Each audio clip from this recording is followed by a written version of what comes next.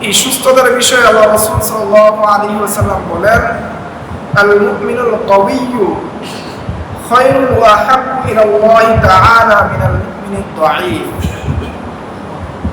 যে একজন শক্তিশালী সুস্থ সবল মুমিন একজন দুর্বল মুমিন থেকে আল্লাহ তাআলার নিকট প্রিয়।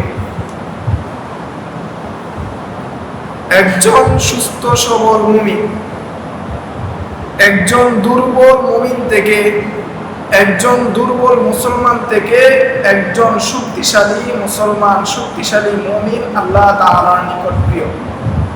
কথাটা বুঝেছেন? কেন?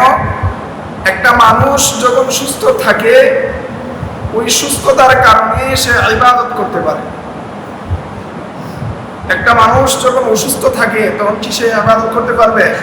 নামাজ ঠিকমতো আদায় করতে পারবে? রুকু ঠিকমতো দিতে পারবে? সেজদা দিতে পারবে?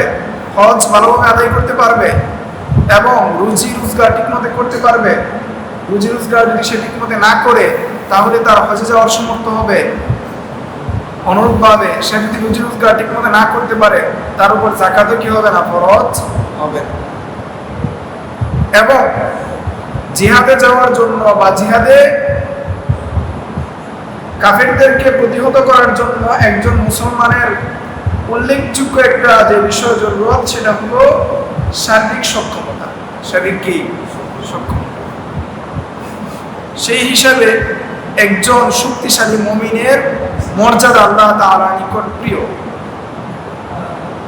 শক্তিশালী মুমিনের মর্যাদা কি আল্লাহ তাআলার নিকট কি বেশি? আল্লাহ তাআলা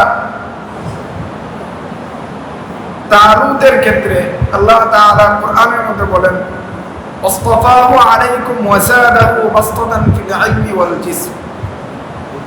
যে আল্লাহ তাআলা তালুতকে নির্বাচন করেছেন তোমাদের উপর, তোমাদের নেতৃত্ব দেওয়ার জন্য, তোমাদের রাজা হিসেবে, তোমাদের নেতা হিসেবে তালুতকে নির্ধারণ করেছেন। কাকে? জালুতের বিরুদ্ধে তোমাদের নেতা হিসেবে কাকে নির্ধারণ করেছেন? তালুতকে নির্ধারণ করেছেন। এবং